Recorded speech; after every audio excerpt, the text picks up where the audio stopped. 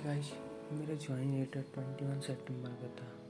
मुझे टाइफाइड होने के कारण मैंने इसे 25 सितंबर को किया और मैंने 24 को दिल्ली के लिए ट्रेन पकड़ी।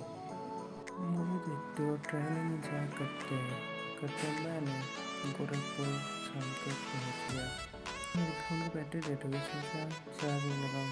जब चार्जिंग लगाने गया तो चार्जिंग सपोर्टिंग नहीं कर रही थी। फिर मैंने कंटिन्यू किया। फिर वहाँ से ये सब करते ना दिल्ली पहुँचे। फिर वहाँ से मैं मेट्रो में अपने घर पे जाके गया।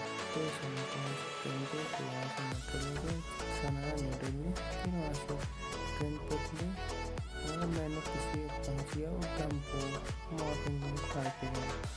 भाई यहाँ के नज़ारे देख के कुछ अलग ही फीलिंग हो रही थी। एकदम समझ आ गया।